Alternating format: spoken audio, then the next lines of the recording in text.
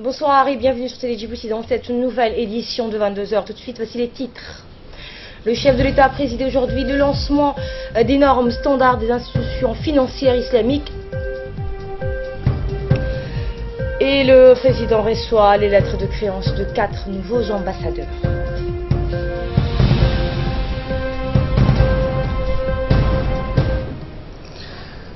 Voilà, donc c'était les titres qui vous seront développés dans cette édition. Merci à vous de nous rejoindre.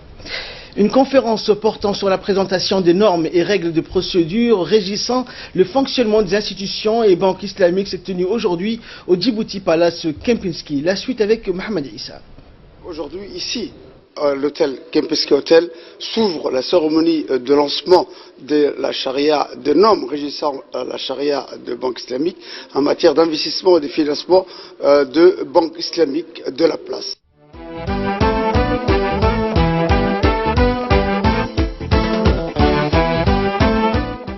La cérémonie de lancement officielle de normes standards qui régissent les institutions financières islamiques traduites en langue française s'est tenue ce matin à Djibouti Palace Kempinski et c'est sous le patronage du président de la République, son Excellence, M. Ismaël Omar Guelleh.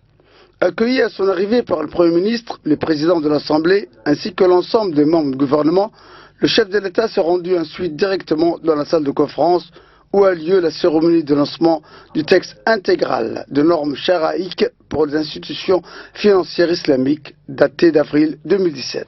Organisé par la Banque centrale de Djibouti et de l'Académie arabe des sciences bancaires et financières, en collaboration avec l'AOIFI, l'organisation de normes comptables et d'audit pour les institutions financières islamiques, cette cérémonie ponctuée des différents discours, dont celui du président de la République, a vu la participation, outre le Premier ministre, de membres du gouvernement, le président de l'Assemblée nationale, des parlementaires, des élus locaux et religieux, des ambassadeurs et représentants des corps diplomatiques et des organisations internationales, sans oublier la présence du président de l'Académie arabe des sciences bancaires et financières, M. Yazen Al-Otiat, le secrétaire général de l'AOFI et le gouverneur de la Banque centrale de Djibouti, M. Ahmed Osman.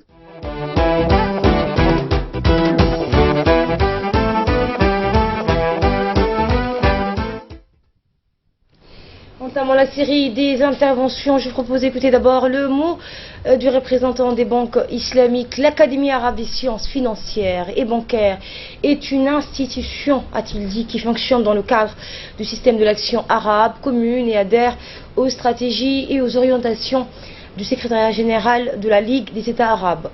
L'Académie émane du Conseil de l'unité économique arabe, une des organisations de la Ligue arabe. L'Assemblée générale de l'Union des banques arabes se regroupe au sein de notre Assemblée générale.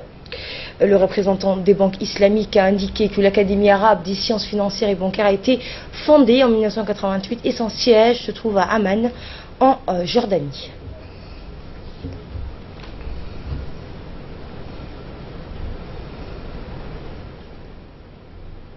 Et à présent, suivant le mot du gouverneur de la Banque centrale de Djibouti, M. Ahmed Osman. Monsieur le Président de la République, afin d'accompagner l'émergence de la finance islamique sur notre sol et promouvoir son expansion, nous avions initié une série de réformes concernant les aspects légaux et réglementaires et continuons à dérouler un vaste programme de renforcement des capacités en direction de nos superviseurs et des cadres des banques islamiques de la place, avec l'appui de nos principaux partenaires internationaux, que sont essentiellement le Fonds monétaire international et la Banque islamique de développement. Dans ce même élan, des initiatives privées d'acteurs nationaux méritent d'être soulignées et saluées. Je fais mention de la récente installation à Djibouti d'une des branches de l'Académie arabe des sciences financières et bancaires qui a été réalisée par une banque islamique de la place, j'ai nommé la Salam African Bank.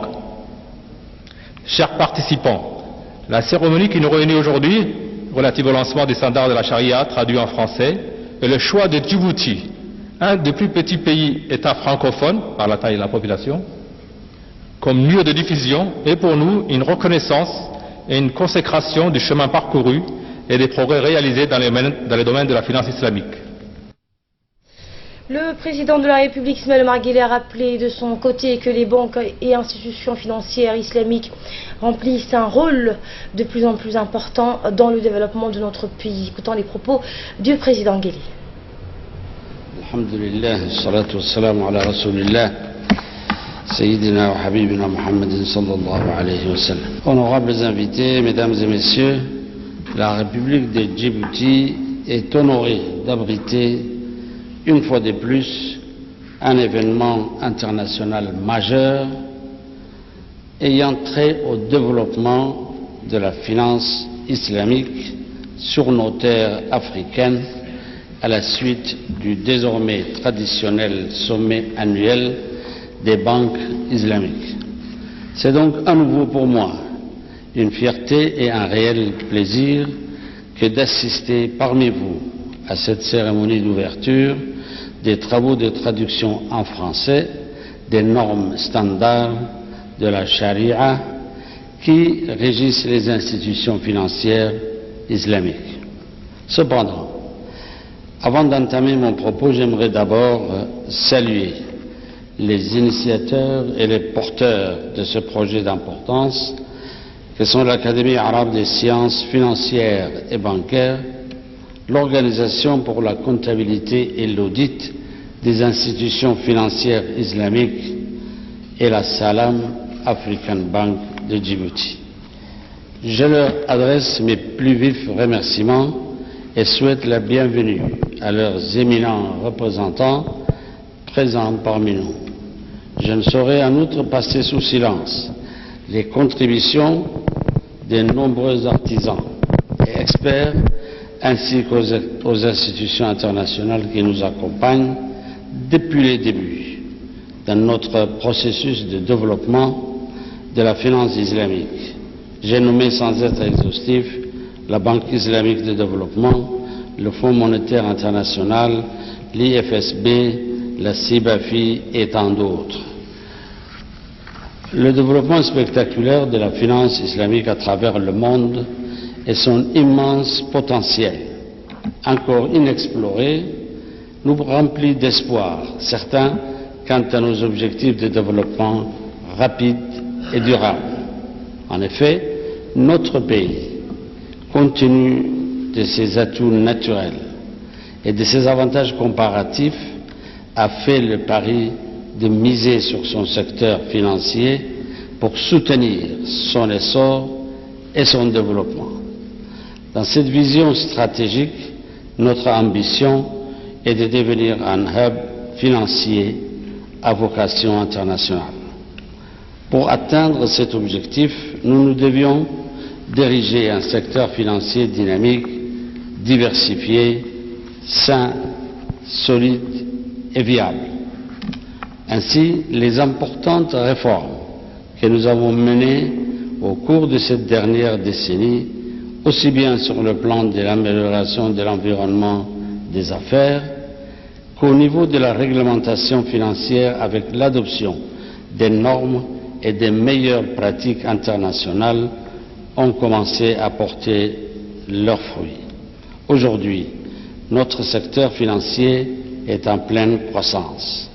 Le nombre d'opérateurs et d'institutions financières ne cesse de croître et de se diversifier, tout en continuant d'attirer de nouveaux investisseurs de divers horizons. Nourris par nos convictions et nos principes ancrés dans l'islam, l'essor de la finance islamique a tout de suite emboîté le pas à l'expansion de la finance conventionnelle avec encore plus de vigueur et de dynamisme. Votre choix d'établir à Djibouti la réalisation des travaux de traduction des standards de la charia nous honore et nous conforte. En même temps, dans nos ambitions stratégiques, c'est également un signal fort envoyé à la communauté financière internationale qui renforce le rayonnement de notre place financière.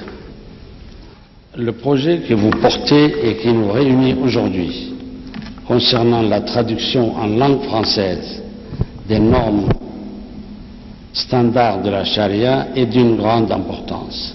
Cette noble tâche, en levant la barrière de la langue, permettra d'apporter une meilleure compréhension et assimilation des notions très techniques à nos praticiens et par-delà à l'ensemble de la communauté financière islamique francophone. Aussi, nous accueillons cette initiative et ces travaux avec beaucoup de satisfaction et d'intérêt. Je ne saurais enfin clore mon intervention sans exprimer notre gratitude à l'endroit de la Salam African Bank et de l'Institut arabe financier et bancaire pour leur projet réussi d'ouverture d'une branche de cet institut à Djibouti. Cette réalisation contribue en effet à répondre efficacement à l'insuffisance des compétences et d'expertise locales en matière de finances islamiques, tout en participant à l'effort de renforcement de l'offre nationale dans le domaine de la formation supérieure. Puisse Dieu apporter la prospérité à notre Ummah et la guider dans le chemin de la vertu. Assalamu alaikum wa rahmatullah. Et en fin de cérémonie de lancement officiel des normes standards de la charia régissant les institutions financières islamiques en langue française, il a été procédé au lancement proprement dit du livret des normes de charia régissant les institutions financières islamiques et à sa présentation. Le président de la République, Ismaël Omar Guelleh, a procédé donc à la présentation de cet ouvrage. Notant qu'au terme des travaux, l'intervention, le chef de l'État s'est dit honoré que notre pays abrite encore une fois un tel événement d'envergure internationale. Et l'édition de ce livre contribuera au développement de la finance islamique à Djibouti et au-delà sur nos terres africaines au vu du désormais traditionnel sommet annuel des banques islamiques. Le chef de l'État, lors du lancement et de la présentation de ces livres de la charia régissant les institutions financières islamiques, n'a pas manqué de saluer au passage les initiateurs et les porteurs de ce projet d'importance, à savoir l'Académie arabe des sciences financières et bancaires, l'Organisation pour la comptabilité et l'audit des institutions financières islamiques, ainsi que la Salam African Bank. Et concernant donc toujours la cérémonie de lancement des normes standards de la charia régissant les institutions bancaires islamiques et en marge de celle-ci, il a été donc procédé à la signature d'une convention. Donc cette dite signature a eu lieu entre la Banque centrale de Djibouti, représentée par son gouverneur Ahmed Ousmane, et l'organisme régissant les normes comptables d'audit au sein des institutions financières islamiques, l'AAOIFI. Cette convention a trait à la mise en place d'un environnement fiable et viable en vue de travailler ensemble pour un avenir de la finance islamique à travers le monde et pour une prospérité et harmonisation des conceptions et d'application des principes et règles de la charia, afin d'éviter toute contradiction et incohérence entre notamment les fatwas et leur application par ces institutions. Par la suite, le président de la République, Ismaël Omar Guelleh, a reçu ce matin les lettres de créance de 4 nouveaux ambassadeurs. Il s'agit des ambassadeurs du Mexique, du Tchad, de Namibie et du Kosovo. Juste après avoir procédé à la cérémonie de lancement sur les normes standards régissant donc les institutions financières islamiques, au Kepensky à Palace Hotel, le chef de l'État a reçu les lettres de créance de 4 nouveaux ambassadeurs accrédités à Djibouti avec résidence à Addis Abeba. Il s'agit de l'ambassadrice du Mexique et de l'ambassadeur du Tchad, de Namibie et de Kosovo. En premier, le président a reçu les lettres de créance de 2 ambassadeurs successivement, l'ambassadeur du Mexique, son Excellence M. Victor Manuel Trevino, suivi des lettres de créance de l'ambassadeur du Tchad, Sharif Mahamad Zéné. Les discussions entre le président et les 2 ambassadeurs ont porté sur les voies et moyens de renforcer la coopération entre Djibouti et le Mexique et entre Djibouti et le Tchad. Le numéro 1 djiboutien a souhaité la bienvenue aux 2 ambassadeurs et s'est dit réjoui d'accueillir les lettres de créance des ambassadeurs du Mexique et du Tchad, à qui il a promis son soutien et celui de son gouvernement dans la réussite de leur mission à Djibouti. Accrédités à Djibouti, les 2 ambassadeurs résident à Addis Abeba, la capitale éthiopienne.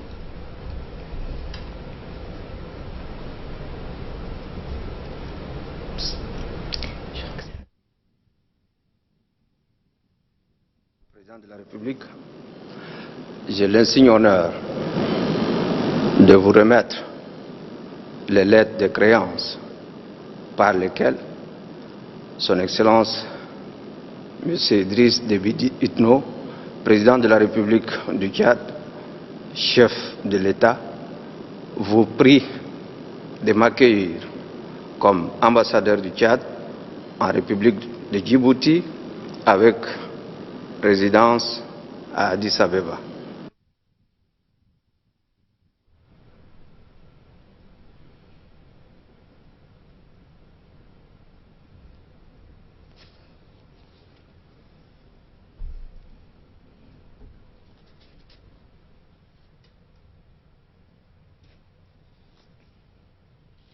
Et par la suite, le président de la République, Ismaël Omar Guelleh, a reçu successivement les lettres de créance de l'ambassadrice de Namibie, Madame Monica, et de l'ambassadeur du Kosovo, Dr Recep Bocha. Durant la réception officielle, des discussions entre le président et les deux diplomates ont porté notamment sur le renforcement des relations entre Djibouti et la Namibie et entre Djibouti et le Kosovo. Les deux ambassadeurs se sont réjouis de représenter leurs pays respectifs à Djibouti et vont œuvrer pour la consolidation des relations de coopération avec la République de Djibouti. I also have the honor to present the letters of recall of my predecessor, who has been assigned other duties.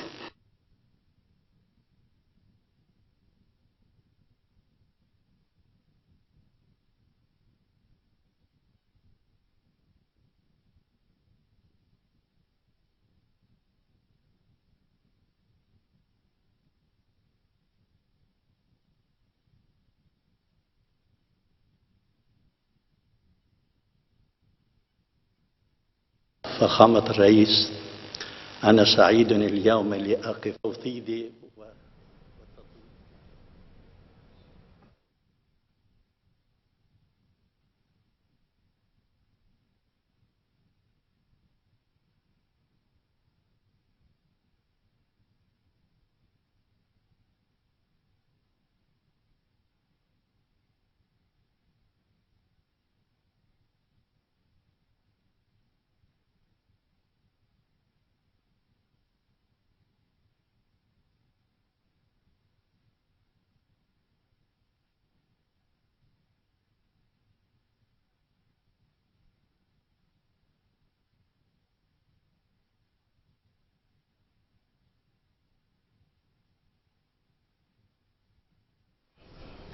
Et ce communiqué qui nous parvient de la primature dans lequel le Premier ministre Abdelkader Kamel Mohamed a adressé ses vives félicitations au Premier ministre nouvellement élu aujourd'hui français Édouard Philippe, et le président de la République française Emmanuel Macron a annoncé ce lundi qu'il avait choisi le maire des Républicains du Havre Édouard Philippe pour le poste de Premier ministre.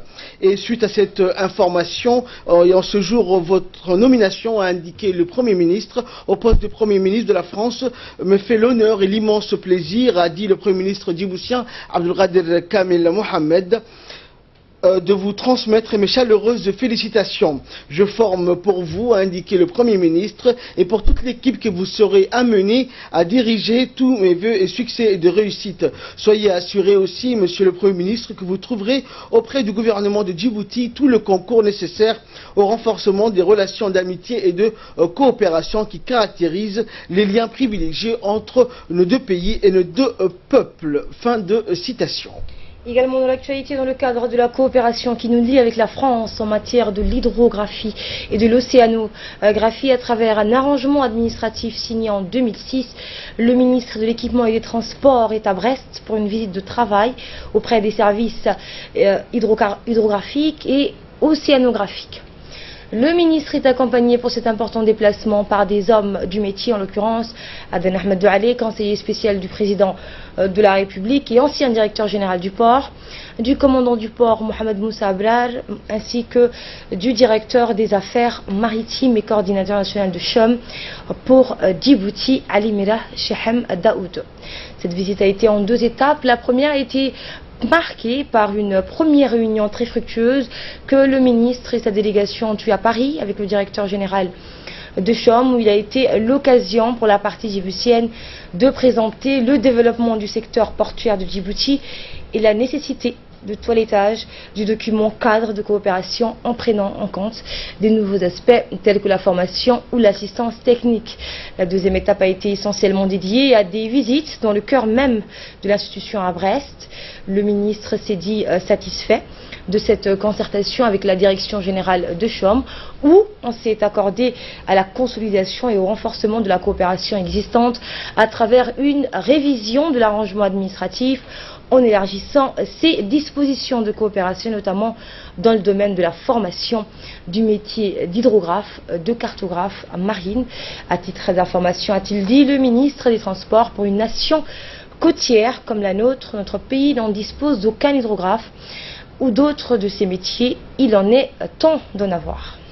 Également dans l'actualité, le ministre délégué chargé du commerce, des PME, de l'artisanat, du tourisme, de la formalisation, Hassan Mohamed Ibrahim, a pris part aux travaux de l'atelier régional sur la facilitation du commerce, de transport et de transit qui s'est tenu les 11 et 12 mai à Addis Abeba.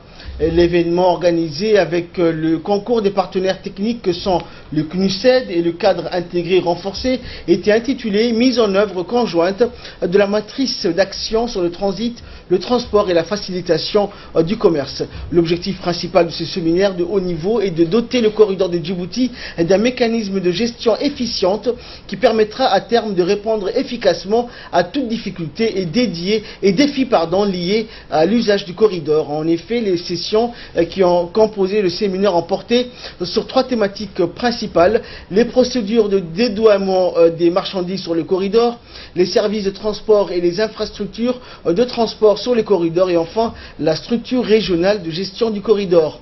Et afin d'engager donc des réflexions fructueuses, les experts de 2 pays ont discuté et débattu sur les voies et moyens d'améliorer la performance du corridor sur la base du diagnostic effectué par les experts de la CNUSED qui ont mis en exergue les défaillances d'infrastructures physiques, mais également de procédures qui impactent négativement sur les performances du corridor.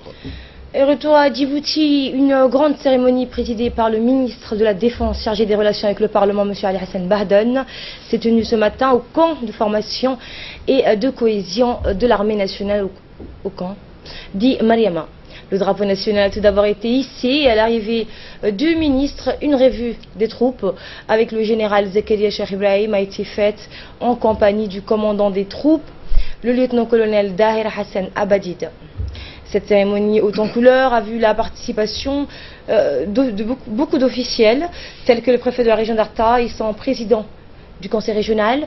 Était présent également le directeur de la sécurité nationale, Hassan Saïd Khairé, le général Hassan Ali Kamel, le général Tahir Mohamed Ali, chef d'état-major de la défense à part intérim, le chef d'état-major de la gendarmerie nationale, le colonel Zakaria Hassan Aden, le commandant des gardes-côtes, le colonel Waïs Omar Boghoré, le directeur de la protection civile, le lieutenant-colonel Mahamoud Deheye.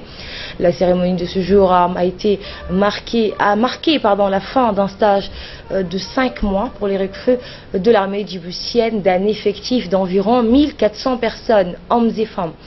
Cette vague de recrutement d'envergure s'inscrit dans l'application de l'esprit du livre blanc du président de la République. C'est aussi un élan de rajeunissement des effectifs de l'armée. C'est sans nul doute aussi un acte concret de lutte contre le chômage des jeunes de notre pays. Et c'est ainsi que l'armée djiboutienne veut marquer ce 40e anniversaire de sa création le 6 juin 1977. Et le général de division, Zakaria Cheikh Ibrahim, chef d'état-major général des armées, a prononcé donc une allocution traduisant ses sentiments concernant ce moment fort à Mariama. Nous l'écoutons.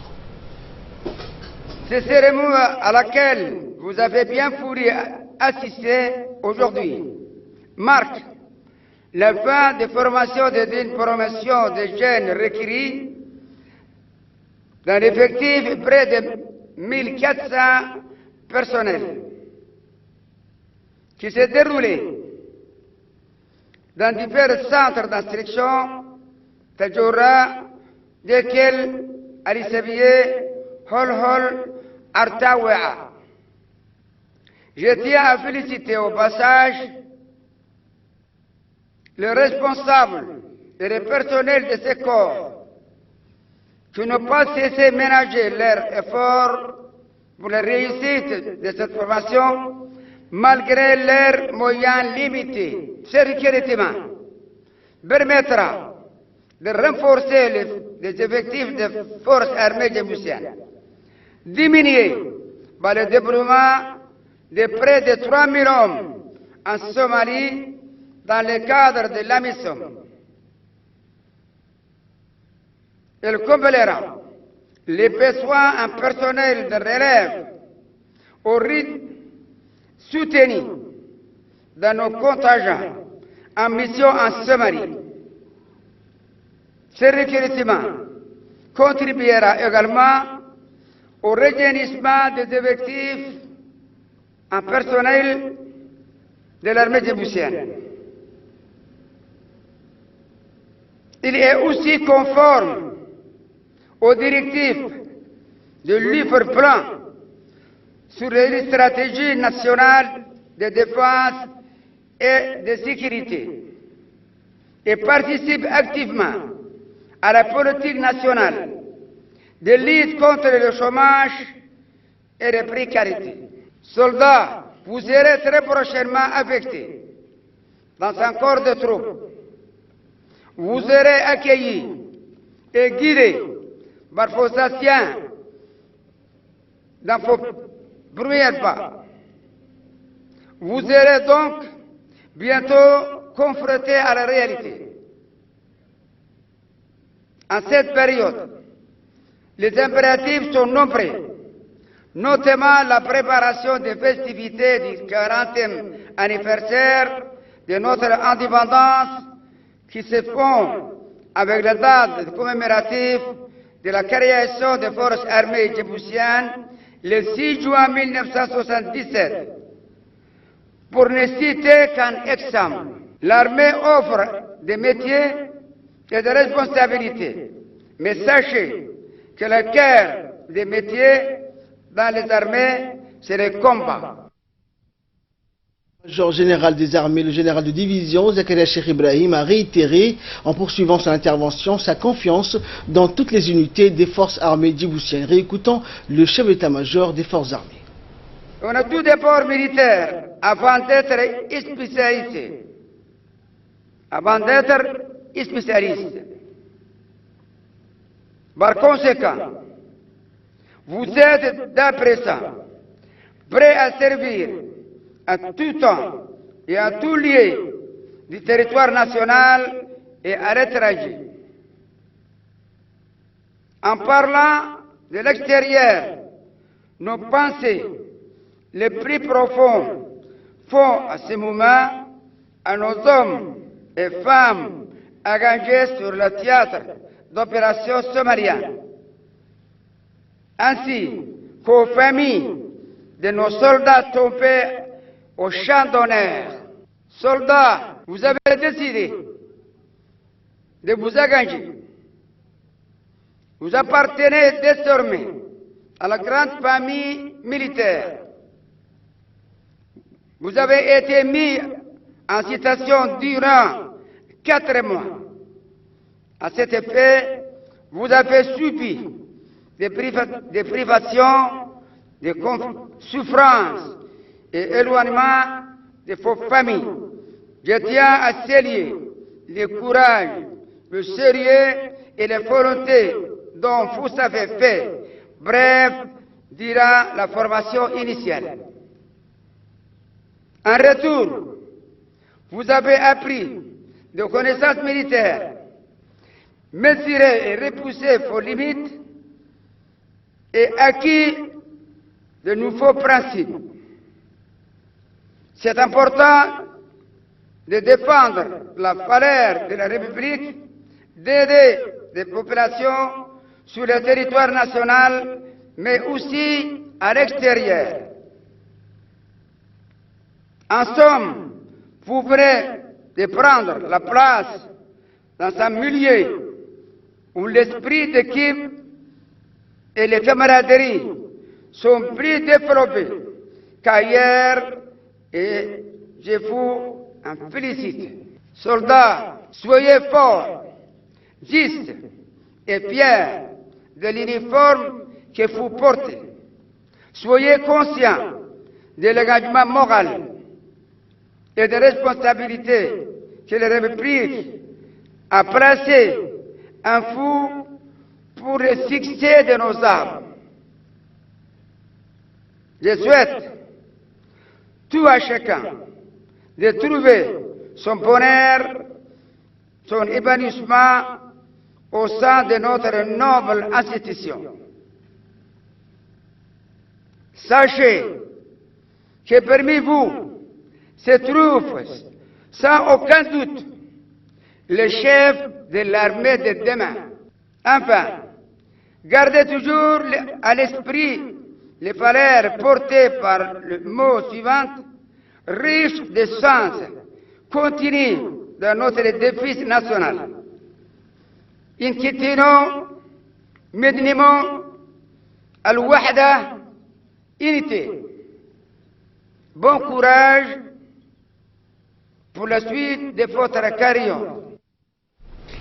Et enfin, à l'issue de la cérémonie, la délégation s'est retrouvée au centre du commandement du camp Mariama pour écouter les chants patriotiques des jeunes recrues de l'armée. Suivant l'ambiance.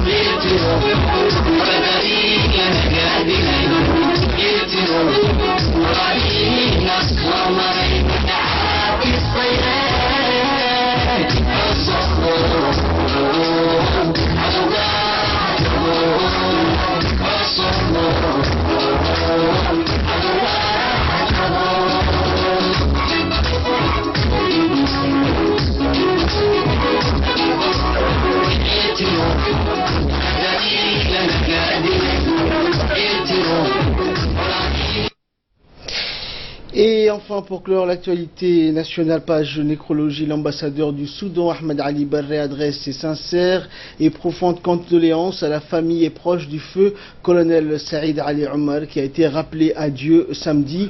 Au nom de tous mes collègues, dit-il, diplomates et locaux, et en mon nom propre, j'adresse mes condoléances les plus attristées au président de la République, au chef d'état-major général des armées, à la veuve et aux enfants du défunt. Qu'Allah ait pitié de son âme et l'accueil dans son paradis éternel. Inna lillahi wa inna ilayhi raji'un. En Allemagne, le parti conservateur de la chancellerie allemande Angela Merkel a remporté hier un scrutin régional clé en Rhénanie du Nord au Westphalie. Il a infligé une défaite retentissante aux sociaux-démocrates dans leur fief à 4 mois des législatives. La Rhénanie du Nord, dimanche, donc 14 mai. Le plus peuplé des Länder, où habite un quart des Allemands, était jusqu'alors dirigé par une coalition rouge-vert entre le SPD et le parti écologiste. Voilà donc l'essentiel de l'actualité de ce lundi 15 mai. Excellente soirée à toutes et à tous.